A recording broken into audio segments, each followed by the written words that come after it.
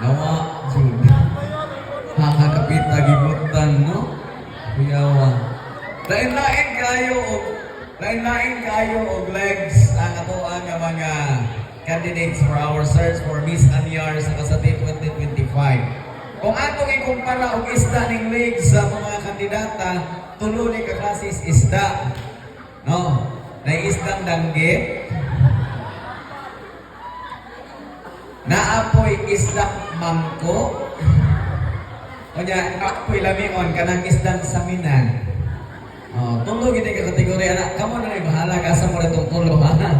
Danggit, mangko, saminan. Anyways, at this juncture, ladies and gentlemen, we'll be having now our preliminaries interview to our candidates. Starting with our candidate number one. Candidate number one, how are you this evening? How are you this evening? Oh my god, I'm so nervous and overwhelmed at the same time. And I don't know, it's a mixed feelings. Alright. Don't you worry, no? Well, nervous will begin later, no? Are you ready for your question this time? Yeah.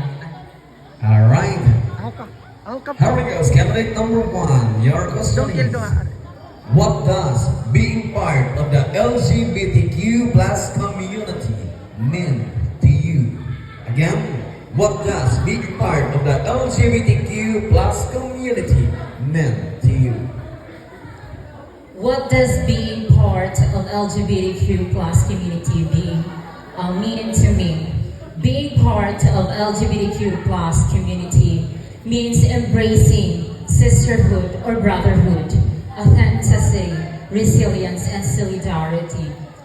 We should have living openly and unapologetic to support others in their journey of self-disciplines and acceptance.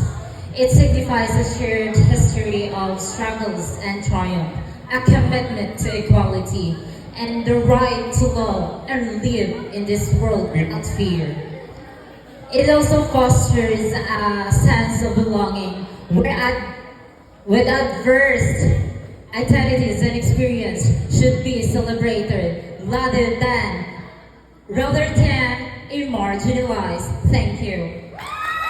Very good.